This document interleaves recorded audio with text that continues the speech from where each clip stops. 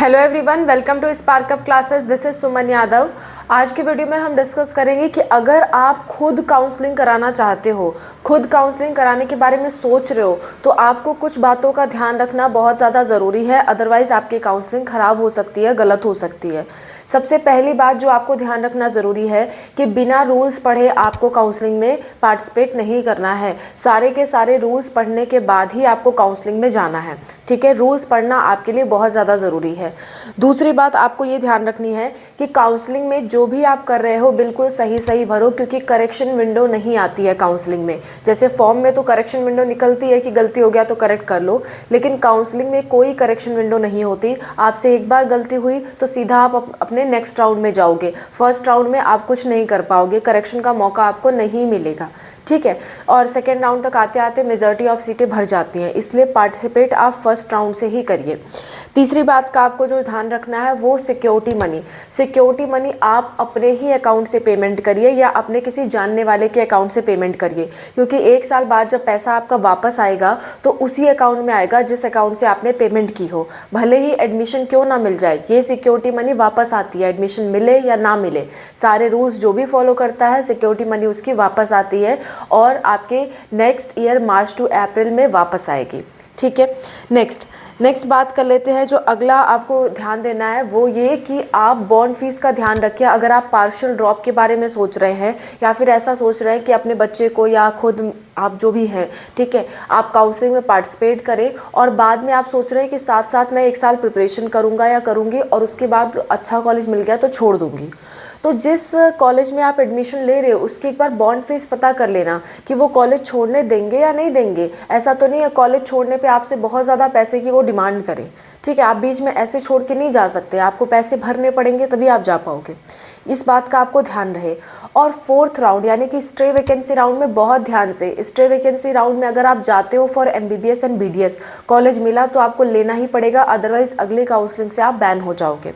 ठीक है, हाँ, कुछ लोगों का ये डाउट रहता है कि क्या हम जो कॉलेज भरते हैं उसी में से मिलता है या लास्ट में आते आते अपने मन से कॉलेज अलॉट हो जाते हैं। तो अपने मन से कभी भी कॉलेज अलॉट नहीं होता, जो आप भरते हो उसी में से कॉलेज अलॉट होता है। ठीक है, नेक्स्ट बात कर लेते हैं कि कॉलेज का फ़ीस चेक करने के बाद ही आप किसी कॉलेज को भरें। किसी गवर्नमेंट कॉलेज का फ़ीस भी बहुत हाई होता है, आपकी एक्सपेक्टेशन से भी हाई हो सकता है, इसलिए कॉलेज का फ़ीस चेक करने के बाद ही जो है काउंसलिंग में प्रेफरेंस लिस्ट भरें। आप कैसे चेक करोगे? सबसे लीगल तरीका ये होता है, जब काउंसलिंग शुरू होगी तो उसी समय कॉलेज लिस्ट आपको दिखाई देगी और बगल में आपको व्यू का ऑप्शन मिलेगा, जहाँ पे जा करके आप कॉलेज की फ़ीस वगैरह चेक कर सकते हो। नेक्स्ट बात ये कि डॉक्यूमेंट तैयार रखिए। डॉक्यूमेंट में कई बार खुद जब काउंसलिंग करते हैं तो डॉक्यूमेंट में हम लापरवाही कर देते हैं। डॉक्यूमेंट्स मैंने इस वीडियो में बताया है कि नीट में कौन कौन से डॉक्यूमेंट काउंसलिंग के रजिस्ट्रेशन के समय लगेंगे और कौन कौन से कॉलेज रिपोर्टिंग में लगेंगे, उसी अनुसार आप डॉक्यूमेंट्स तैयार कर लीजिए।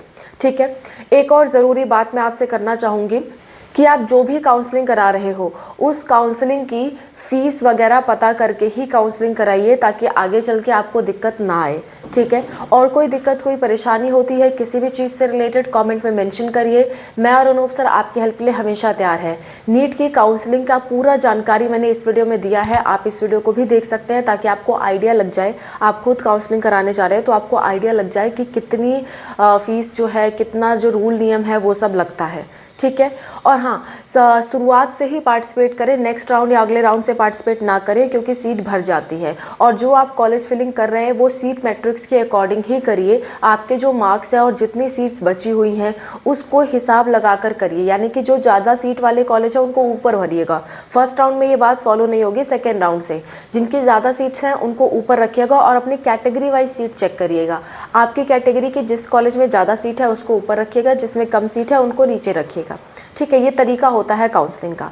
इन बातों का ध्यान रखिए। बाकी कोई दिक्कत परेशानी आती है कमेंट करिए, और अगर आप हमसे बात करना चाहते हैं, कोई गाइडेंस चाहते हैं, तो 8957391589 हमारा नंबर है। इस पर आप व्हाट्सअप मैसेज कर सकते हैं। हम अपना QR कोड शेयर करेंगे, 200 पेमेंट करके आप हमसे बात कर सकते हैं। और अगर आप विदाउट पेमेंट हमारी गाइडेंस लेना चाहते हैं तो हमारी फ्री वीडियोज़, हर तरह की वीडियोज़ अवेलेबल हैं। कॉमेंट सेक्शन में भी हमसे जितना हो पा रहा है हम रिप्लाई कर रहे हैं।